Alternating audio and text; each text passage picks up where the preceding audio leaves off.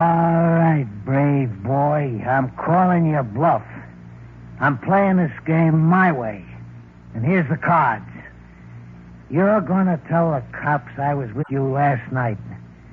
I'm staying here, and you're gonna marry the Anderson doe. You like the hand? I got nothing to lose. You have. Your move. Well, Mr. Coombs, 5-minute visiting time is up. I'm glad you come in, Chief. Mr. Coombs just been checking with me on the time I came over to see him last night.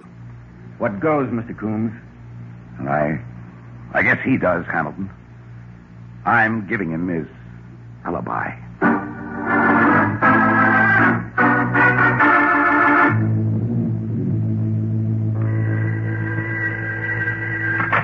Hello.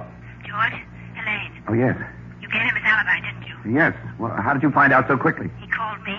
He called you? Yes, and he's coming here to my house. What does he want? I couldn't quite make out something about patching things up between us. What'd you tell him? I told him we had a bust-up. But, Helene, you shouldn't have told him he could come out there. Don't you see, George? This is our chance. A chance? Are you coming here, or will I have to do it alone? I'll be right out.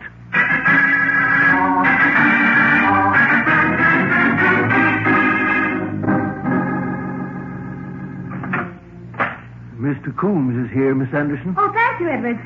Hello, darling. Helene. We're all ready to go, Miss Anderson. The car's in the driveway. That's fine, Edward. I hope you enjoy the picture. Good night. Good night, miss. Good night, sir. Good night. You're sending all the servants out, huh? Matt's orders. He wants to see me in private. He knows that Dad left for Detroit this afternoon. He's taking no chances, is he? He's taking a big chance, George. Bigger than he knows. It won't work, Helene. We can't do it. We can. Nobody knows he's coming here. Nobody but you and me. No, it won't work. Now listen to me. Just listen, George. We can put his body in your car, take him to the family country. No, Helene, no. I don't want you mixed up in it. We've got to do it. We'll do it together. I've got Dad's revolver. I'm not afraid, and it's our last chance. It's our only chance. Matt Howard has to die. But I won't have you involved. I'll do it myself.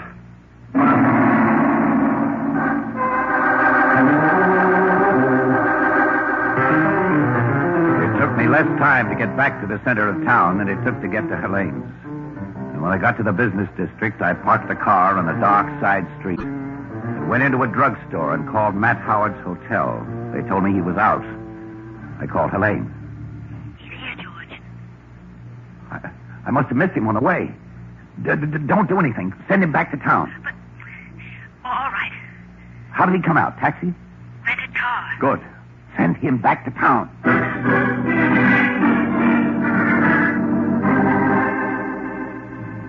I went back to the road he'd have to take. It was late, and there was no traffic. I parked and waited. I must have waited about half an hour. Then I saw it coming, his car.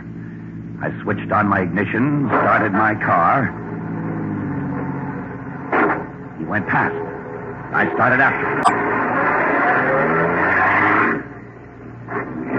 Slowly, I overtook him, pulled alongside. I could see his face, strained with white fear, as he hunched over the wheel. Then I cut in front of him.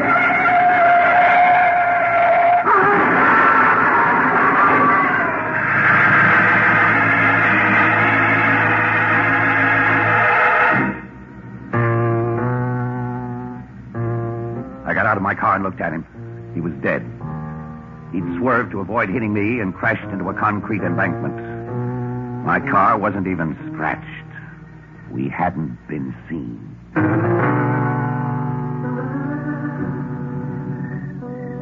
lights were all out in Helene's house when I got there. She'd probably gone to bed, I thought. I rang the bell. No answer. I was getting back into my car. Edwards and the servants drove up. What a break. My alibi completed if I need one. Edwards saw me come in, and now he sees me leaving. Hello, Edwards. Good movie? Oh, yes, sir. Now you leaving? Yes, Edwards. Miss Anderson has just gone to bed. Good night. Good night, sir.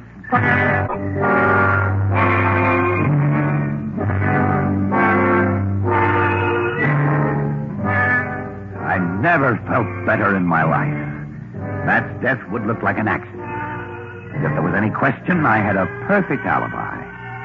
I climbed into bed with the knowledge that I'd get my first good sleep since Matt Howard came to Saterford. I couldn't have been asleep for more than an hour when I was awakened by someone knocking on my door. Who's there? It's me, Hamilton. Open up. Oh, wait a minute.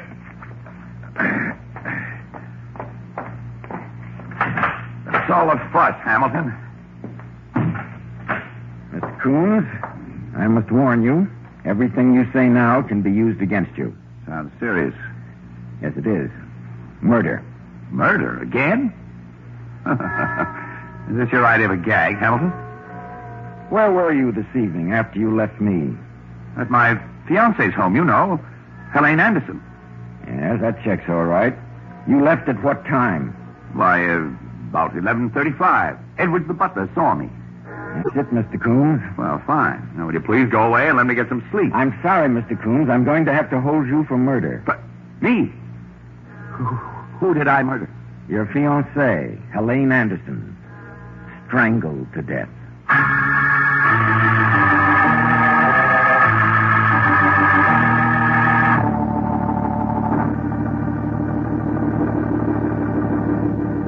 There it is.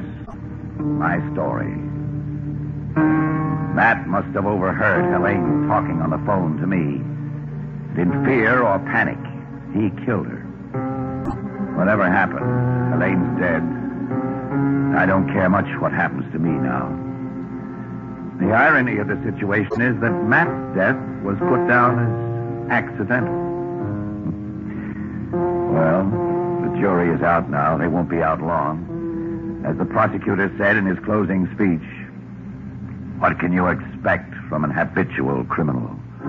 A 4-time loser.